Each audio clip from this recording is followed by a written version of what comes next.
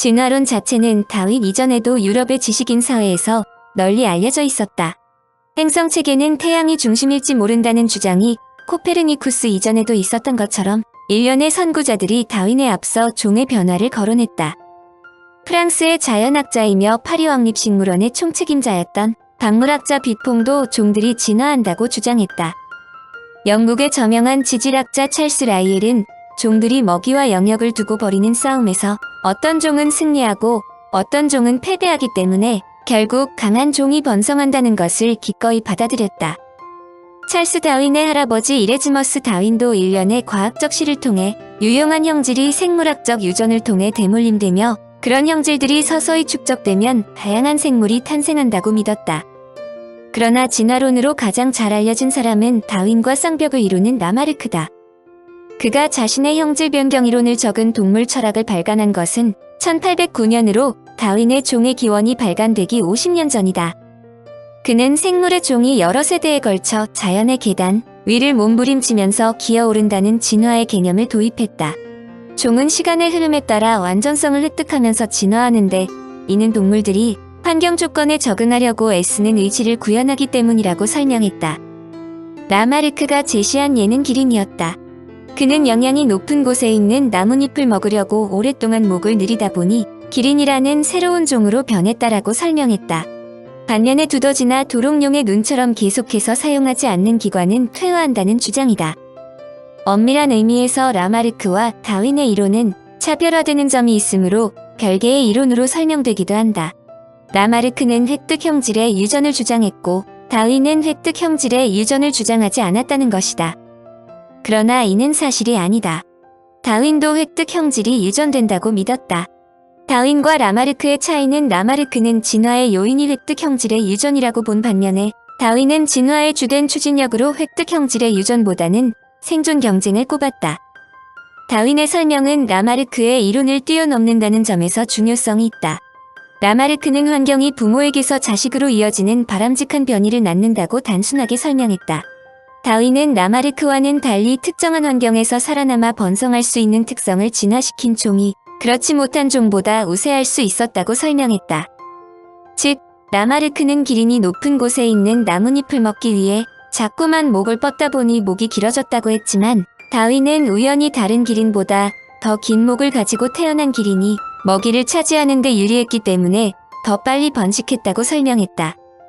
다윈의 할아버지 이레즈머스 다윈과 뷔퐁, 라마르크 등이 다윈보다 먼저 진화론에 대한 개념을 이야기했는데도 그들보다 후대의 다윈을 진화론의 실질적인 주창자로서 인식하는 이유는 다윈보다 선행한 사람들이 진화가 일어나는 이유와 과정에 대해 확신을 가질 수 있는 설명으로 뒷받침하지 못했기 때문이다. 반면에 다윈은 자연 선택에 의한 진화의 메커니즘을 제시했을 뿐만 아니라 그의 가설을 지지하게 할 만한 수많은 증거를 제시했다. 한마디로 종이 변화할 수 있는 개연성을 수많은 자료로 자연스럽게 설명해 준 것이다. 다윈이 진화론을 쓰게 된 계기는 대영 제국의 군함 비그로 탑승이다. 영국 정부는 정밀한 신형시계를 검증하고 해군이 사용하는 남아메리카의 해안선 지도를 개량하기 위해 해군 탐사선 비그로에게 세계 일주 항해를 명령했다. 비그로는 당시 새로 발명된 피뢰침을 큰 돛대 끝과 뱃머리 도체 끝에 설치할 정도로 첨단 장비로 무장했으며 길이 27m에 500톤 정도가 되는 작지 않은 선박으로 승무원도 70여 명이나 되었다. 다윈은 우여곡절 끝에 무보수 박물학자로 1831년 12월부터 1836년 10월까지 탐험에 참가했는데 특히 1835년 9월 15일부터 10월 20일까지의 갈라파고스 제도에서의 탐사가 결정적인 역할을 했다. 비그로의 항해 목적은 파타고니아, 푸에고 섬, 칠레, 페루 등 남아메리카의 해안과 태평양의 섬들을 조사하는 것이었으므로 다윈은 갈라파고스 제도만 방문한 것은 아니다. 이것도 다윈이 진화론을 생각하게 된 또 다른 계기가 되었다. 그런데 그가 처음 방문한 섬 중에서 갈라파고스 제도는 곤충과 포유류가 적은 반면에 파충류와 조류의 천국이었다. 갈라파고스 제도의 생물들은 다른 지역에서 볼 수 있는 것들과는 매우 달랐다. 파충류와 조류뿐만 아니라 곤충, 꽃 등도 마찬가지였다. 이를테면 다윈이 잡은 15종의 물고기 전부와 185종 가운데 꽃피는 식물 100종이 신종이었다. 그야말로 갈라파고스 제도는 종의 보고였다. 다윈이 놀란 것은 이 신종들에게서 멀리 500에서 600마일이나 떨어진 아메리카의 태평양 연안의 생물과 어딘가 다르면서도 유사한 점을 발견할 수 있었기 때문이다. 다윈이 갈라파고스 제도에서 발견한 여러 가지 사실은 그에게 큰 의문을 주었으며 이것이 꼬리에 꼬리를 무는 진화론의 기본 아이디어가 되었음을 확연히 보여주는 글을 비그로의 항해에 적었다. 이 책은 다윈이 비그로의 항해를 끝낸 1836년에서 얼마 되지 않는 1839년부터 1860년까지 여러 번 수정 보완되면서 발간된 것이다.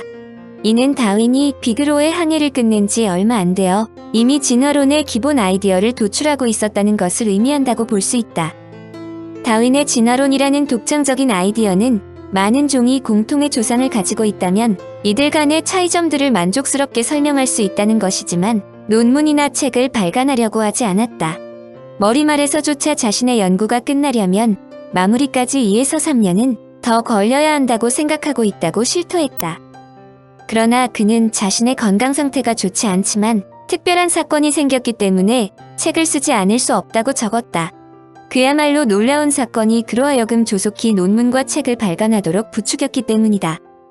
그것은 1858년 6월 18일 동인도 제도에 사는 엘프리드 러셀 월리스가 다윈에게 보낸 한 통의 편지 때문이다. 월리스는 다윈과 편지를 주고받으며 교류하는 학자 중 한 사람이었다. 다윈보다 14살이나 어린 무명의 월리스는 대학자인 다윈에게 자신의 논문 초고를 보내면서 다윈의 의견을 물었다. 월리스는 1823년 영국 남서부에 있는 겐트주의 우스크에서 태어났다. 월리스는 학교 교사 시절에 사귄 베이츠와 함께 1848년부터 1852년까지 남아메리카의 아마존 지방으로 박물 채집에 나섰다. 그는 귀국하자마자 1853년에 아마존 및 리오네그로 여행 이야기를 출간해 학회에 알려졌다. 1854년부터 1862년까지 말레이 반도와 인도네시아 제도를 여행하여 1869년에 말레이 군도라는 책도 출판했다. 이때 멜서스의 인구론을 읽은 월리스는 다윈과 종의 진화에 대한 동일한 결론을 내린 후 다윈에게 편지를 보낸 것이다. 다윈은 이 편지를 보고는 놀라지 않을 수 없었다. 진화에 대한 이 논문의 결론은 멜서스의 인구론을 인용한 것부터 자연선택설까지 다윈의 생각과 완전히 일치했기 때문이다. 멜서스의 책은 당시 베스트셀러였으므로 다윈과 월리스가 이 책을 읽고 같은 결론을 유도한 것은 놀라운 일은 아니다. 자신과 똑같은 결론을 내린 월리스의 논문을 보고 다윈은 재빨리 지질학자 찰스 라이엘과 조지 푸커에게 편지를 보내고 조언을 구했다. 라이엘은 다윈에게 두 사람 공동의 논문을 권히 읽는 린네아 퀴즈에 발표하고 또 그가 집필해 놓은 원고를 조속히 정리해 출판하도록 충고했다. 월리스의 동의를 얻은 다윈이 이 충고를 따랐고 다윈은 그동안 작성 중이던 종의 기원에서 발췌해 1858년 7월 1일 자연선택에 의한 종의 기원 즉 생존 경쟁에서 유리한 종족의 존속으로 린네아 퀴즈의 7편의 논문 중 하나로 발표했다. 아이러니한 일이지만 당시 발표회에는 30여 명이 참석하고 있었는데 아무도 그 후 세계를 온통 논쟁 속으로 몰아넣은 다윈과 월리스의 논문에 주목하지 않아 토론도 없었다.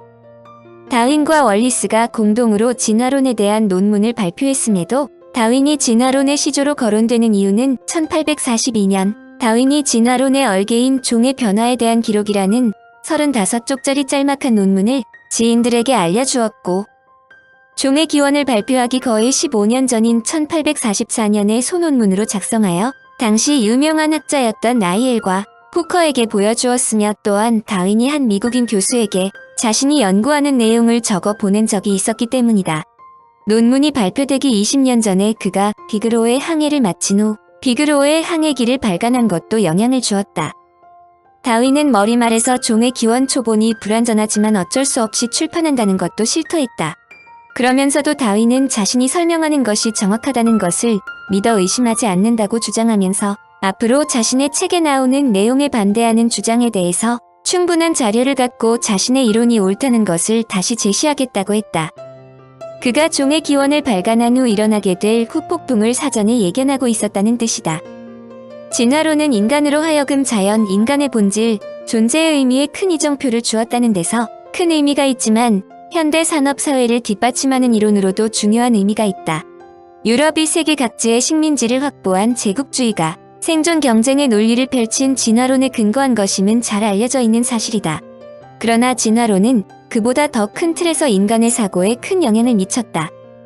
다윈의 진화론이 발표되었을 때 유럽은 엄격하게 제한된 사회 구조를 갖고 있었다.